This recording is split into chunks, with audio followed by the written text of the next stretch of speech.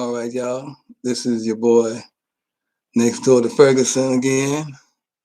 I was going to leave you alone on the 6th of January, but I've been watching all these people talking about what happened at the Capitol, and it just was something I couldn't leave alone.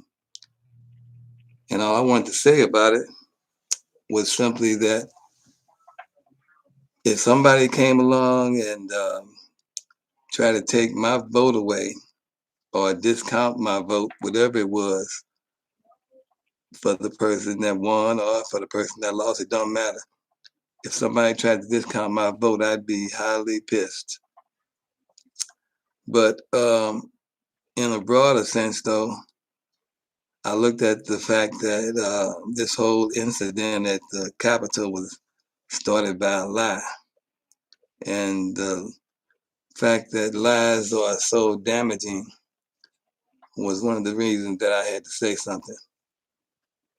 I was Catholic, or I went to Catholic school from kindergarten to the ninth grade. And throughout most of my adulthood, at least until I got into my 40s, I believe it was, I believed that Sunday was the Lord's day. And one day after I had been arrested for forgery because I had put out some campaign literature that had the mayor's signature on it. I had spent 20 hours in the county jail because the mayor wanted to send a message to me, I believe, that he could lock me up since he won the election that I had ran against him on. So during that time, I had a little while that I was able to reflect and think about a lot of things. It was not a big deal. 20 hours ain't nothing really.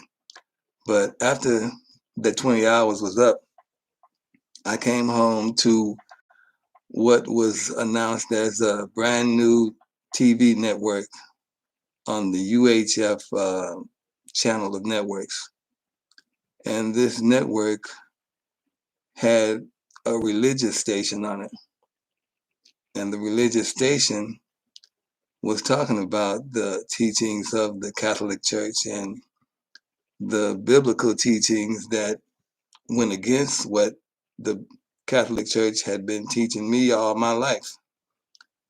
And as I watched and as I was able to digest everything that I was being told, the fact of the matter is that it struck me that I had been lied to by the people that I had trusted from kindergarten to the ninth grade about one simple fact, that the Lord's day was not Sunday and that Jesus worshiped on Saturday. I tried to dispute it. I tried to find biblical evidence to keep me where I was, believing that Sunday was the day that God worshiped and that God wanted us to worship. But I couldn't dispute it. The Bible was very clear from Genesis to Revelation. And so I couldn't no longer fight it. But the reason I mentioned that was because of the lie that is being spread that Biden didn't win the election and that Trump is the president somehow. This is a lie that you don't need to do any research on to see how damaging it is or that it is even is a lie. But some people just choose to believe it for whatever reasons, and it don't matter to me. I don't even care. So I had to make a comment on that because voting has been such a precious thing for not only me, but the people of Kenlock to maintain their leadership that they believed in. A lot of the time, it didn't take but 20 to 30 votes to determine who became mayor or who became alderman or whatever office you ran for in Kinloch because it was so small. And I won an election out there once as an alderman. It was very low turnout, but every vote mattered. And I'm sure the same thing is true for presidential elections and any other election, governor, whatever. But I had to make a comment about this because it's just unbelievable to me that anybody in this modern world we're living in can conceivably believe the lie that has caused so much damage and division in this country. The reason that I have been calling my network the boy next door to Ferguson, as I stated in my introduction to it, was the fact that it had been sent out worldwide that Ferguson was rioting and that it was due to the murder of Mike Brown. So I had to make a comment about the election process that is under fire now by Republicans who want to, I would imagine, determine the outcome of any election from here on out with the rules that they are putting in place to try to manipulate the outcome of any election.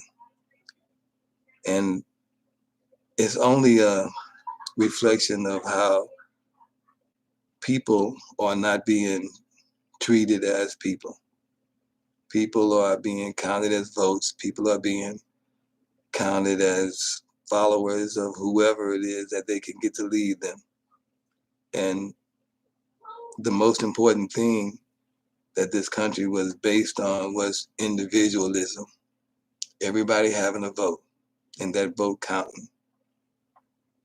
So I'm not going to belabor the issue any longer, but if anybody out there has any doubt who the president is, I don't think that there's anything that needs to be done to convince you who he is, except you have to stop believing the lie that you have chosen to believe if you don't know that Biden is president and that he was elected by voting, a right that I pray that is protected by the lawmakers of this country. All they need to do is pass a law that every vote will count and that no way can any obstacle be placed between that person's vote and their vote being counted. And that's pretty much all I have to say about that. And I just pray that we don't have to deal with this in the future, even though I know that the process is being set up to undermine the votes of everybody counting. So once again, as I say, sayonara and so long. This is your boy next door to Ferguson making my comment for whatever it's worth, and I'll be saying more later. I was gonna do this regularly on Mondays, but by this being a special day in the middle of the week, this Thursday, January 6th, I couldn't let it go by because it just was too important to not say anything about. So, peace.